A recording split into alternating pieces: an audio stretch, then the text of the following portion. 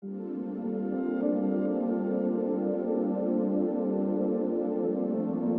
pasa con lo que nos pasa?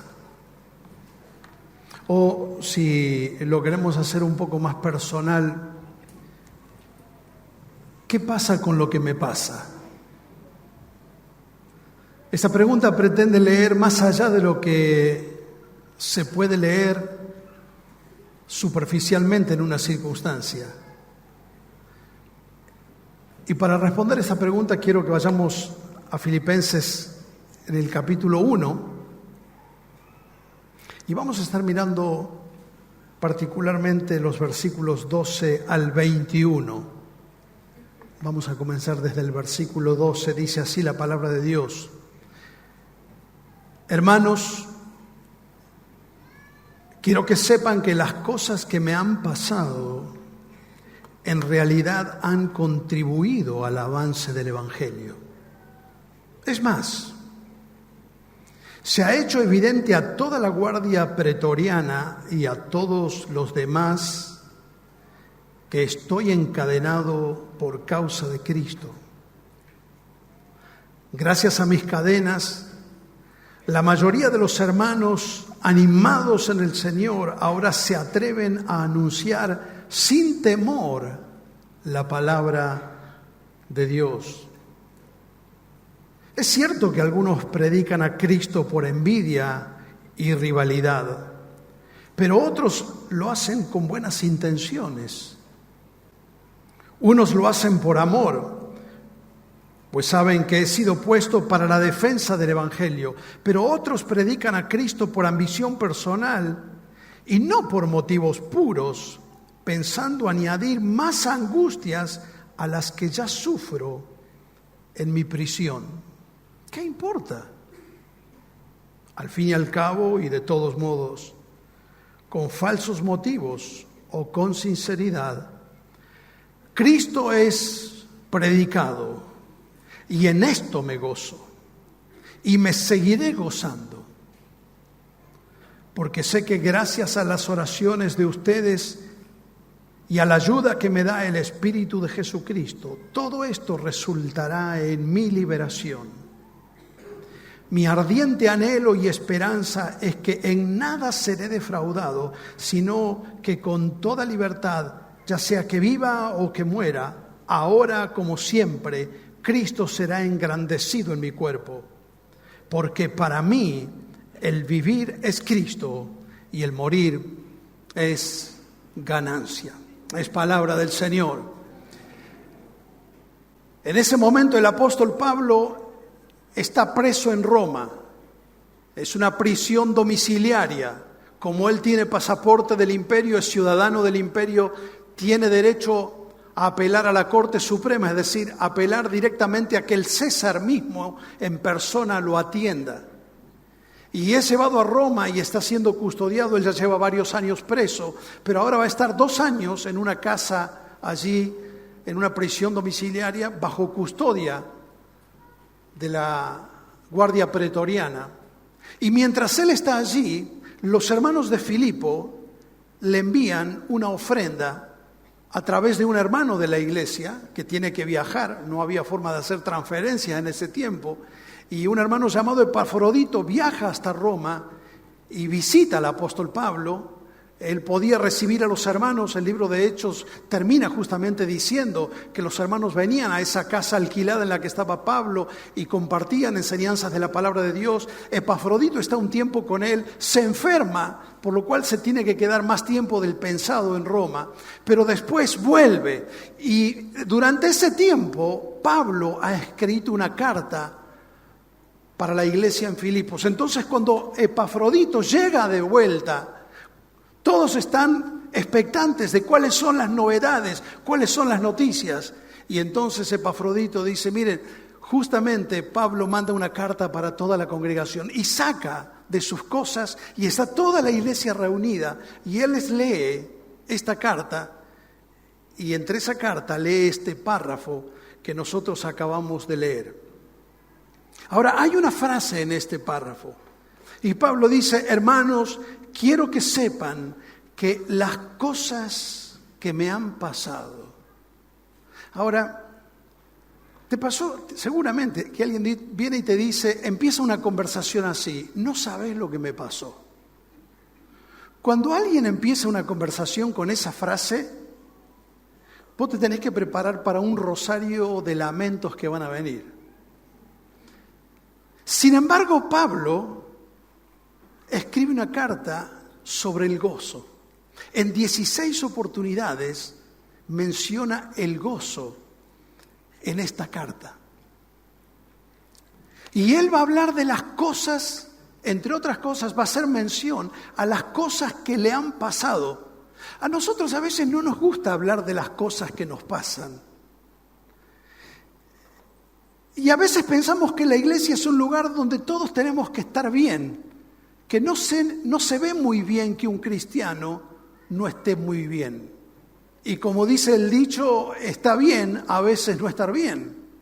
Pablo mismo era el fundador de la iglesia en Filipos, él era el referente espiritual de ellos. Sin embargo, él comparte una información común, y es que él ha pasado por momentos muy difíciles en los últimos años. Él no los va a mencionar, no va a entrar en detalles, porque ellos saben de lo que Pablo está mencionando. Porque tienen esa información en común. En esa frase, las cosas que me han pasado, Pablo resume Hechos capítulo 21 hasta el capítulo 28. En esa frase él resume un intento en el cual quisieron lincharlo, una acusación injusta, 2 años preso en Cesarea de Filipo, un naufragio, terminó en la isla de Malta, el encarcelamiento, los azotes, los distintos juicios que pasó y el tiempo que ahora te lleva en Roma. Todo eso está resumido en esta frase, las cosas que me han pasado. Ahora, piense por un momento esta frase, que me han pasado. ¿Qué le sugiere? Que no son cosas que él ha planificado. Si son cosas que le han pasado, son circunstancias inesperadas. Evidentemente son circunstancias desagradables, no deseadas, no planificadas, cosas que están fuera de nuestro control. Pero la noticia de Pablo es esta, que Dios sigue controlando las cosas que están fuera de nuestro control. Y entonces lo que él les va a mostrar en este párrafo es que Dios sabe cómo usar cada adversidad como una oportunidad. Dios sabe cómo usar cada dificultad como una oportunidad. Es más, nuestras dificultades, eso que nosotros podríamos decir, las cosas que me han pasado, y ponele ahí todo lo que quieras poner, esas dificultades suelen ser sus mejores oportunidades. Porque miren cómo dice él, las cosas que me han pasado en realidad han contribuido, es decir, han sumado, han servido para el avance del Evangelio. Y aquí está la primera certeza de Pablo frente a lo que nos pasa y no sabemos por qué nos pasa. Él dice, las cosas que me han pasado han servido para el avance del Evangelio. Es decir, Dios usa la adversidad como una oportunidad para que otros conozcan a Cristo. Miren la lectura que está haciendo Pablo.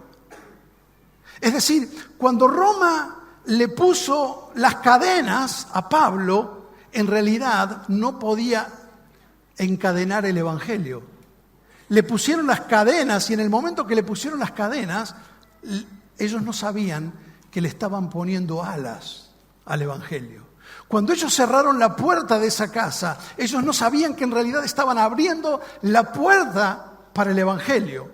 El escritor Warren Wiersbe dice, el mismo Dios que tenía el control de la vara de Moisés, tenía el control sobre las cadenas de Pablo. Dice, ha contribuido para el avance del Evangelio. La palabra avance era lo que se usaba a veces antes de sembrar un campo, había que despedregarlo, había que sacar rocas o piedras que podían romper. Ellos usaban herramientas muy rudimentarias. Y lo que está diciendo Pablo es que esta adversidad que yo estoy viviendo en realidad ha preparado el terreno para que otros conozcan a Cristo. Dice, es más, se ha hecho evidente a toda la guardia pretoriana y a todos los demás que estoy encadenado por causa de Cristo. Lo que está diciendo Pablo, esta oportunidad me sirvió para predicar a las personas que me están custodiando. ¿Quién era la guardia pretoriana? Bueno, era un grupo de soldados romanos, era la élite del ejército romano. Se encargaban de la seguridad del emperador. Más o menos había en la época de Pablo 10.000 soldados en la guardia pretoriana. En ese tiempo no había tobillera electrónica. La manera de custodiar a un hombre que tiene derecho a juicio porque tiene pasaporte del imperio es ponerlo en un lugar como está Pablo y ponerle una cadena atada a un soldado romano. Es decir, Pablo está las 24 horas encadenado a un soldado. La guardia pretoriana cambia de guardia, cambia de turno cada 6 horas. Es decir, que por día Pablo tenía 4 personas diferentes a su lado. Y dice Pablo, ese fue el momento para que se haga evidente que yo estoy preso por la causa de Cristo. Imagínense un soldado decir, ¿vos por qué estás acá? Y entonces Pablo empezaba a predicarles. Imagínense, ¿te ha pasado, tenés a lo mejor un familiar que a veces le querés hablar del Señor y cuando se da cuenta que vos le estás por tocar el tema, dice, bueno, me tengo que ir o tengo que hacer otra cosa y se va?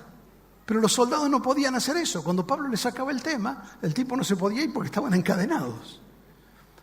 Ahora, en la guardia pretoriana, ustedes saben que los soldados iban rotando para que no se creara una relación de cercanía entre el reo y la custodia.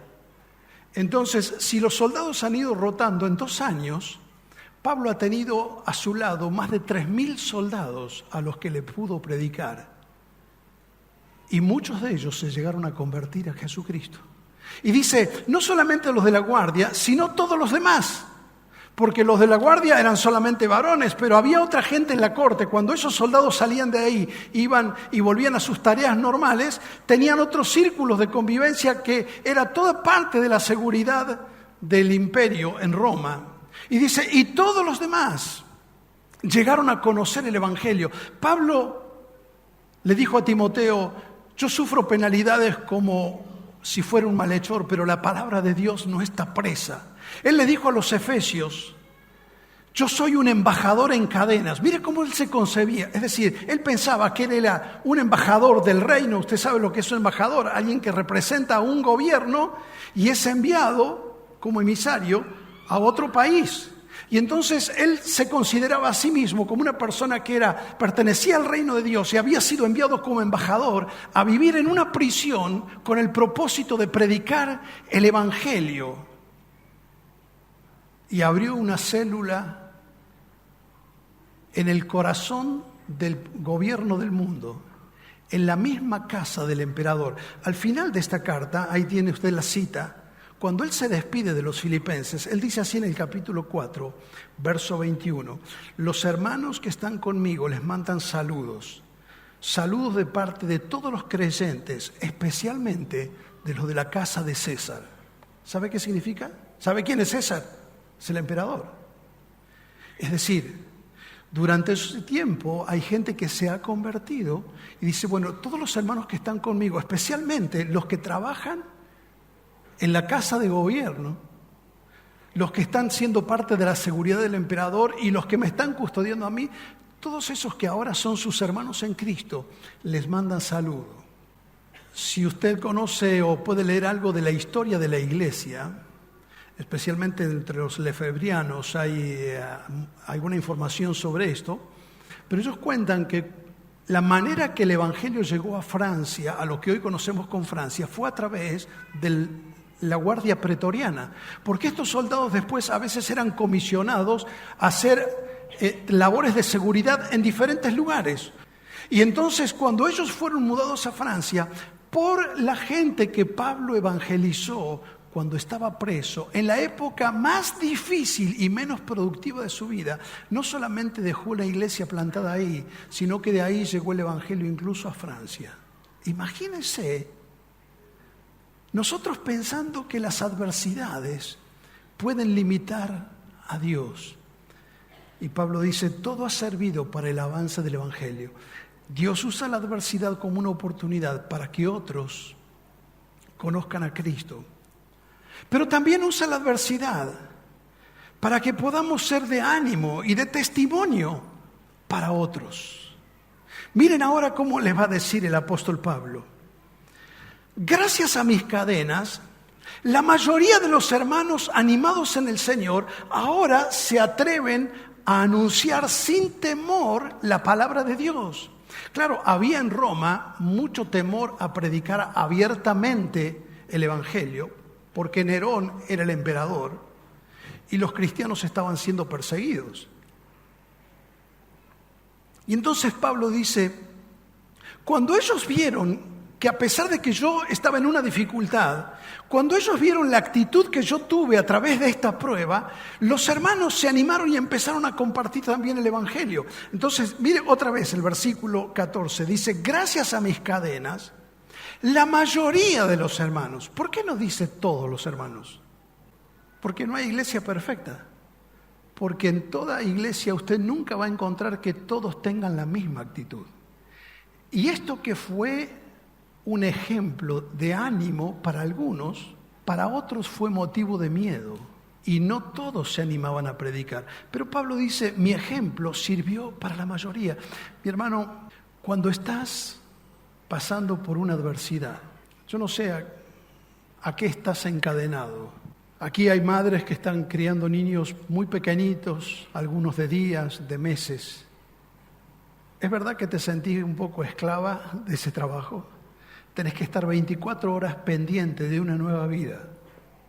Nos sentimos a veces en circunstancias limitantes en nuestra vida, encadenados o aprisionados en un trabajo al que tenés que volver todos los días, a ese taller al que tenés que volver todos los días, a ese trabajo, a esos compañeros de trabajo, a esa familia en la que estás, en ese tratamiento en el que estás, o estás atado a una enfermedad, o a una circunstancia, una adversidad, un problema económico, familiar, a una cama, a un hospital. No sé cuáles son las circunstancias limitantes, pero quiero decirte esto. Dios está usando esa oportunidad para que otros conozcan al Señor en el lugar donde estás. No estás por casualidad en esa escuela, en esa familia, en esta circunstancia, en esta adversidad. Y eso no solamente es una oportunidad para que otros conozcan a Cristo, sino también es una oportunidad para que otros vean tu actitud y puedan tener ánimo y puedan conocer tu testimonio. Y tal vez esa prueba que estás atravesando es de ejemplo y de ánimo para otros, para tus hijos mismos que te ven, cómo estás luchando en medio de una situación económica tan difícil como la que estamos viviendo. Pero tu actitud, tu rectitud, tu honestidad, tu lealtad, tu sacrificio, está siendo de ánimo, está siendo de ejemplo, para que el día de mañana, cuando tus hijos tengan que pasar por una circunstancia, recuerden que alguien les dejó un ejemplo. Pablo dice, lo que yo estoy viviendo está sirviendo de ejemplo para otros. Hay una frase que me encanta cuando Pablo estaba preso en Filipos. A nosotros nos gusta esa escena cuando él está preso en la cárcel de más adentro y dicen que él estaba con Pablo estaba con Silas y los habían puesto en la cárcel de más adentro en Filipos, y Pablo y Silas, dice, a medianoche, ¿qué hacían? Oraban y cantaban. Pero hay una frase que me gusta y dice, y los presos los escuchaban. Alguien está escuchando siempre. Alguien está escuchando lo que vos cantás, lo que vos decís, lo que vos orás. Alguien está escuchando, alguien está mirando tu actitud aún en la adversidad. Y Pablo dice, esta adversidad no solamente fue una oportunidad para ganar a los que no conocían a Cristo, sino también para animar a mis hermanos que conocían al Señor. Pablo no se enfoca en el evento, en el acontecimiento, sino en la historia. Quiero que prestes atención a esto. Normalmente nosotros cuando estamos ante una adversidad nos enfocamos en el acontecimiento. Nosotros solemos decir, bueno, esta es una frase que usan mucho a veces los políticos, no hay que mirar la foto, hay que mirar la película. Cuando hacen un análisis sociológico, económico, político, dicen, bueno, no hay que mirar la foto, hay que mirar la película. Bueno, algo así es lo que está haciendo Pablo. Pablo no se enfoca en el acontecimiento. Y sabes, cuando nosotros atravesamos circunstancias inesperadas, eso que nosotros podríamos decir como Pablo, las cosas que me han sucedido, tenemos que recordar que somos parte de una historia que está más allá de esa circunstancia momentánea, circunstancial y presente. Nosotros pensamos esto, sabemos que hay historias hermosas y hay historias que son miserables. ¿Y qué es lo que nosotros suponemos? Que las historias hermosas están compuestas por eventos o acontecimientos agradables y que las historias miserables se componen por acontecimientos desagradables. Sin embargo, ¿saben cuál es la sorpresa? Es que las historias más hermosas están compuestas por acontecimientos desagradables. Están escritas, entretejidas en el contexto de situaciones de dificultad. Pensá en tu película favorita y pensá todo lo que te cautivó o te inspiró esa película o ese actor. Seguramente que no fue una película en la que a la persona todo le salía bien y todas sus circunstancias eran favorables. En realidad, lo que hizo inspiradora esa película, lo que te desafió y lo que te atrapó fue que en medio de circunstancias adversas o de acontecimientos desagradables se construye una historia hermosa. Y la Biblia es una historia narrada en medio de circunstancias adversas, pero cuando la ves en el contexto de toda la historia, Dios es el Rey de Gloria que finalmente va a cumplir todo su propósito para su gloria. La historia de Abraham es un montón de acontecimientos difíciles, pero es una historia hermosa. La historia de Moisés es una historia hermosa, pero tiene un montón de acontecimientos desagradables. La historia de José es una historia maravillosa. ¿Por qué nos gustan esas historias si están llenas de escenas tristes? José es la persona que más veces lloró en la Biblia. 7 veces se menciona en la historia de José que él tuvo que llorar. La historia de David es una historia maravillosa. ¿Quién no se ha apasionado viendo una película de David o leyendo la historia de David? Pero está llena de acontecimientos desafortunados, de esas cosas que me han acontecido, que no las busqué, pero las tuve que enfrentar. Mi querido, la historia de la redención es una historia maravillosa, pero está llena de acontecimientos tristes y de hechos injustos como la cruz. La historia de la iglesia es una historia maravillosa y es una historia que termina en triunfo, pero está escrita a través de acontecimientos desafortunados, las cosas que me han sucedido. La historia de Pablo es una historia apasionante, hermosa, pero está llena de dificultades. Pero Pablo no está mirando el evento, está mirando toda la película. Entonces él entiende que Dios usa la adversidad para que otros conozcan a Cristo, para poder ser de ánimo y de testimonio para otros, pero también él entiende que la adversidad sirve para evaluar y purificar nuestras motivaciones. Mire cómo él lo dice.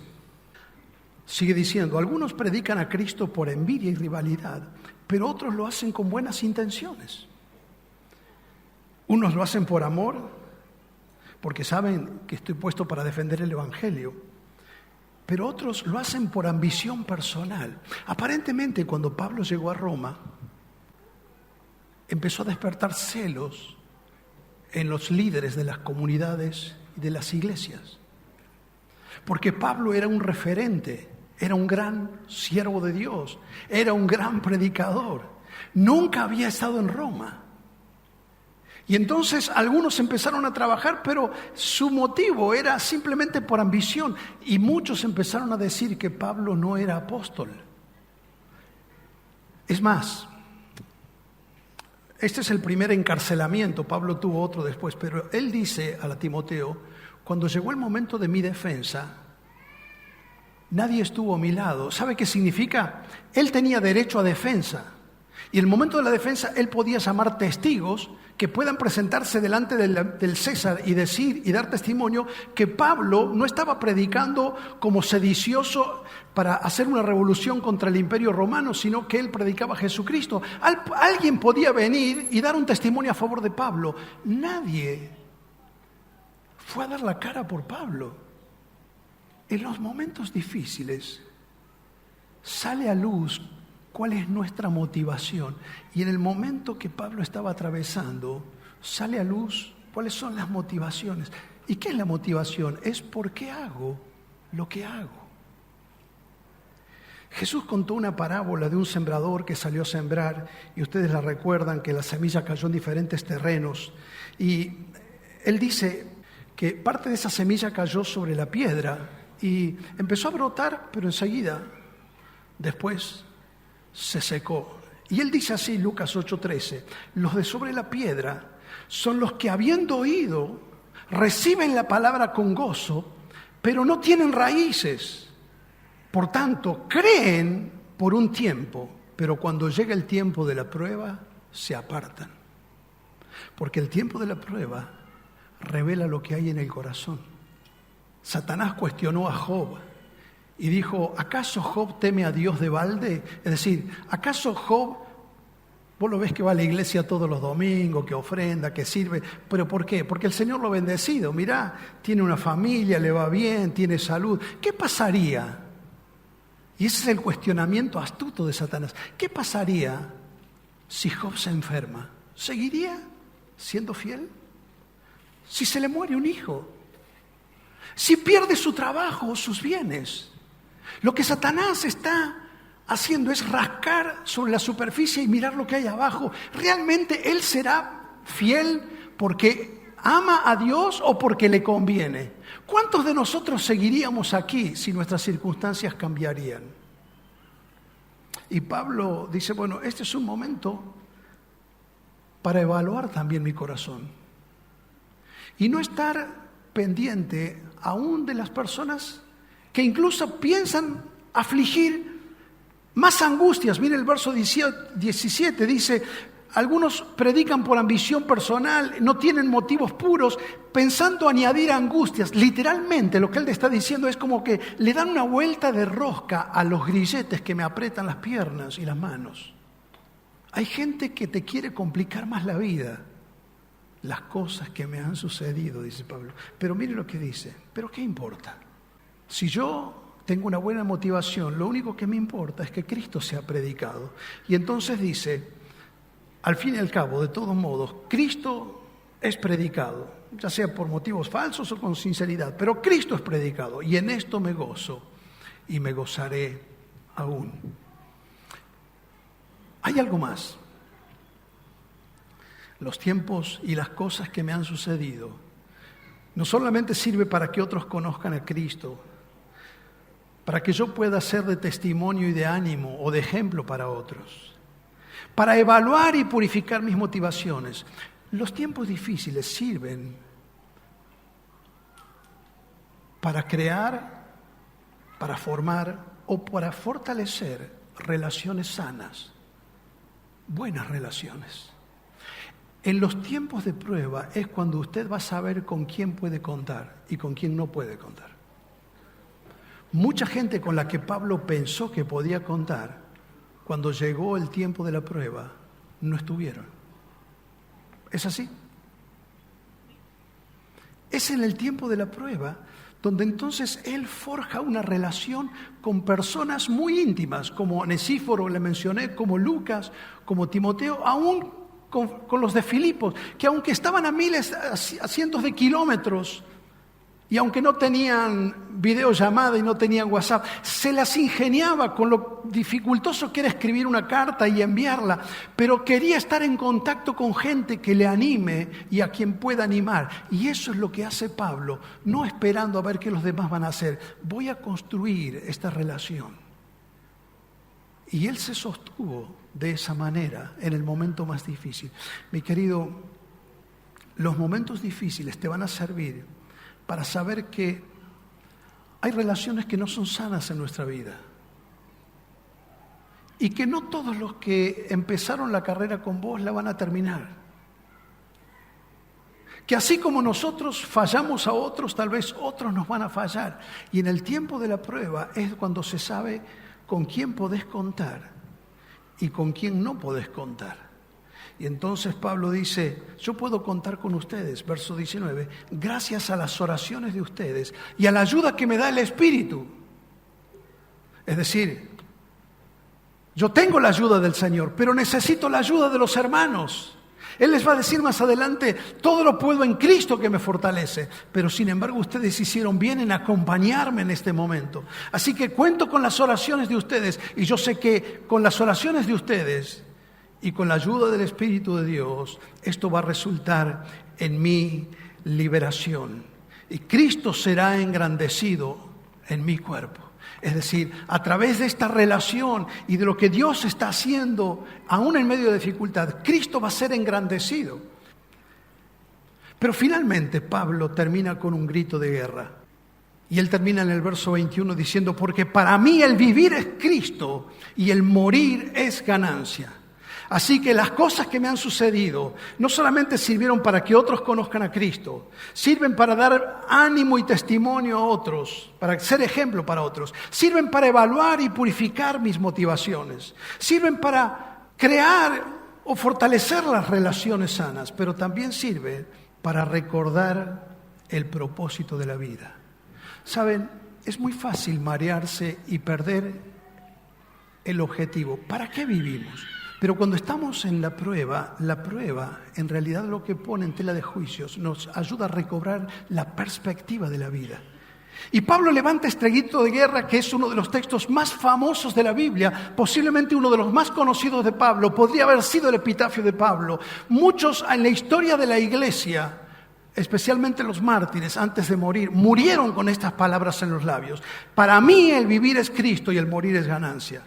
Mírenla bien, para mí. Es algo personal. El seguir a Cristo es algo radical y es algo personal. Significa que usted no puede esperar que todos van a estar de acuerdo con las decisiones que ustedes tomen. Me recuerda mucho a lo que Josué un día le tuvo que decir al pueblo. Él les dijo, mire, ustedes hagan lo que quieran, pero yo en mi casa voy a servir al Señor. Es decir, independientemente de lo que haga la mayoría, yo tengo que tomar mis propias decisiones. Y Pablo dice, más allá de todo, yo tengo una convicción personal. Para mí, es una decisión personal. Pero miren cómo dice, el vivir. Es decir, es una decisión práctica.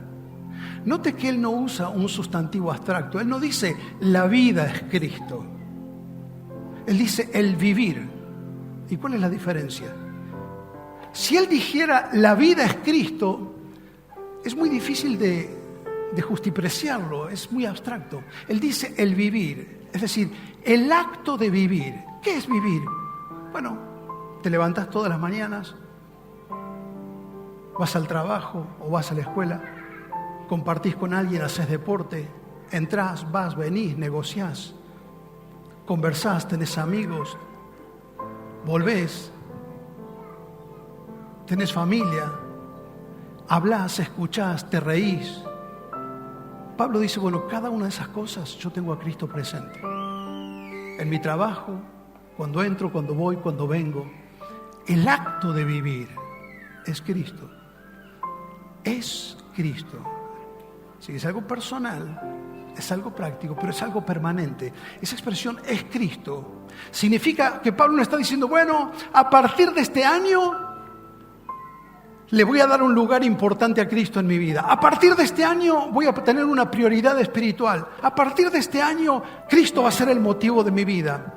No, esta expresión significa, esto es algo que ha sido permanente en mi vida. Es algo continuo. Pablo lo que está diciendo es, desde el día que yo encontré a Jesucristo, esto ha sido mi vida, vivir para Cristo. Mi querido, el evangelio, el cristianismo, no es una arritmia espiritual, no es algo de vez en cuando, es un compromiso a todo o nada, es todo o nada. ¿Cristo es el Señor o no es absolutamente nada? Y Pablo dice, esto es mi compromiso y así lo he mantenido toda la vida. Miren qué sencillo lo pone. El vivir y el morir. Quiero que mire esta frase. Para mí el vivir es... ¿Qué pondrías después? Él es tan sabio que según cómo usted completa la primera frase, eso va a determinar cómo va a poder completar la segunda. Entonces, si para mí el vivir, si yo completo la primera parte, para mí el vivir es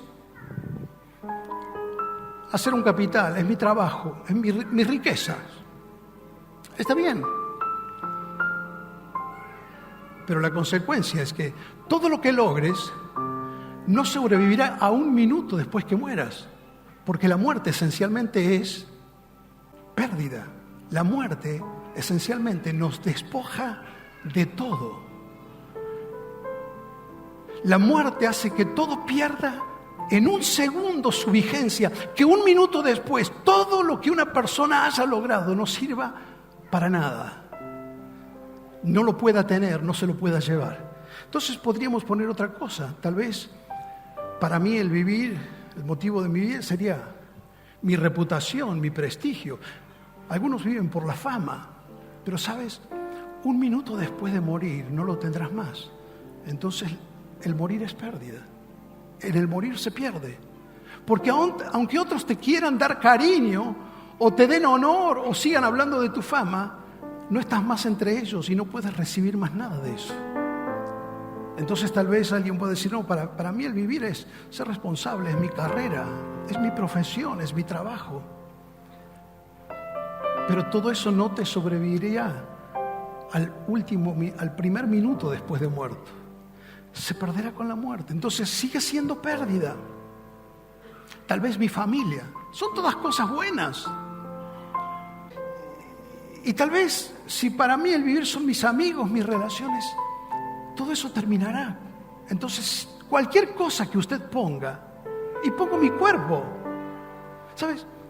¿Cuánta gente vive para su salud y está bien cuidar la salud? O para su cuerpo, por perfecto que sea tu cuerpo, tu hermoso cuerpo, un instante después de morir, empezar a tener olor a podrido.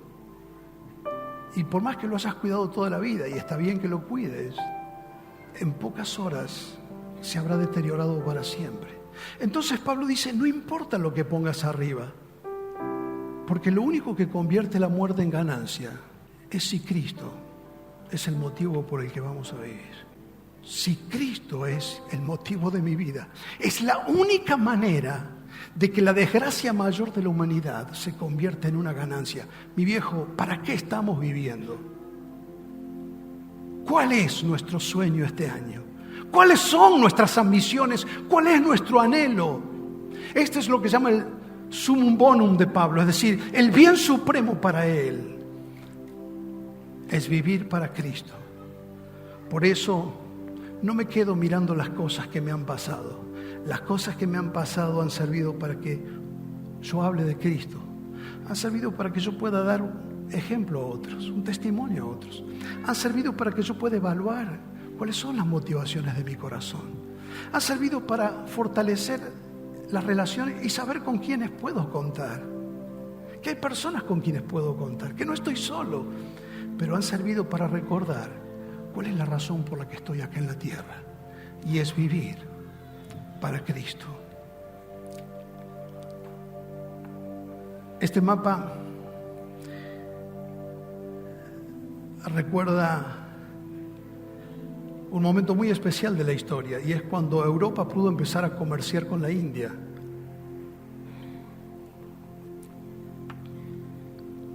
La línea que usted tiene allí en verde, que sale desde Portugal, desde Lisboa, y llega hasta abajo de África,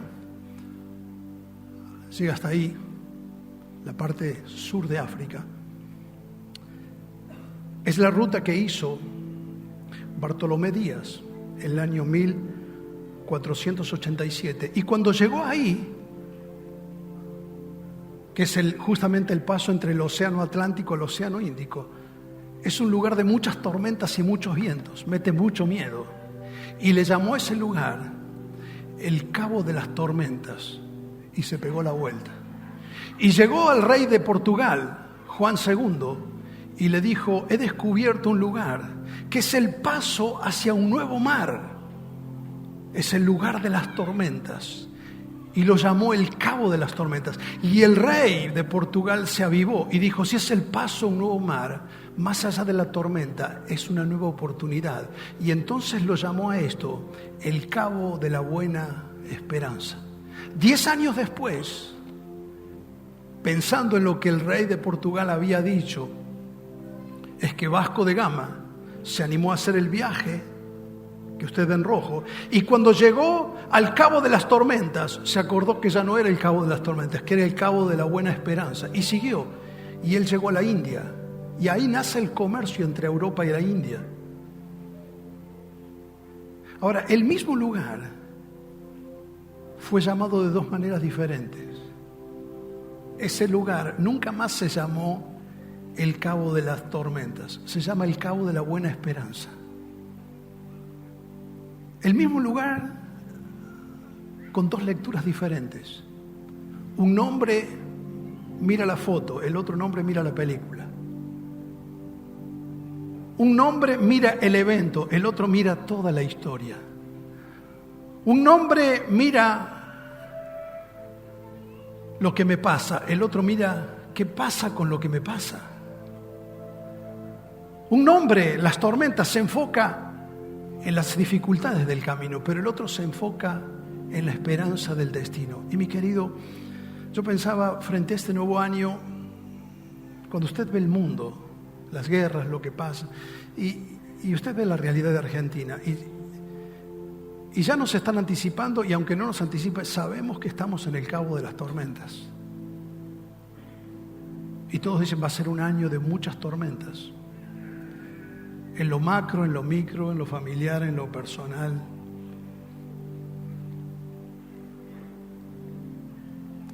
Pero para los que creemos en Dios, sigue siendo el Cabo de la Buena Esperanza.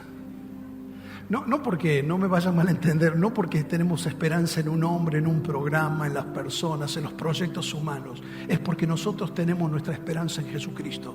Porque podemos decir como el apóstol Pablo: para mí el vivir sigue siendo Cristo, entonces el morir será ganancia. Por eso él pudo decir al final de esta carta: todo lo puedo en Cristo que me fortalece. Mi hermano, frente a este nuevo año y las cosas que nos han sucedido y las cosas que puedan suceder y los cabos de las tormentas que podamos atravesar, podamos recordar que esas tormentas son cabos de nuevas esperanzas para aquellos que nos enfocamos en recordar que el propósito de las pruebas es que nosotros podamos hablar a otros del Señor, es que podamos mantener un testimonio coherente con el Evangelio, es que podamos evaluar nuestras motivaciones, es que podamos fortalecer nuestras relaciones y es que podamos recordar para qué vivimos. Para mí el vivir es Cristo, por tanto siempre morir terminará siendo una ganancia.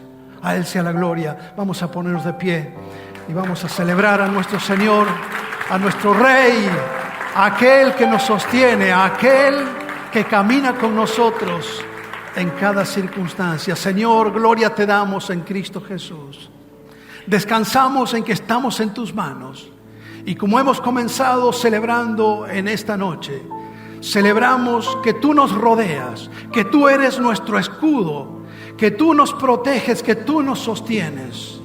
Por tanto, los cabos de las tormentas de la vida terminarán siendo los cabos de la nueva esperanza y de la buena esperanza, porque tú eres escudo alrededor de los que te temen y tú nos defiendes. En ti confiamos y ponemos en tus manos este año cada desafío, para que al mirar atrás y al decir las cosas que me han sucedido, podamos recordar como Pablo que vivimos para Cristo y en sus manos estamos seguros. A Él sea la gloria por los siglos de los siglos.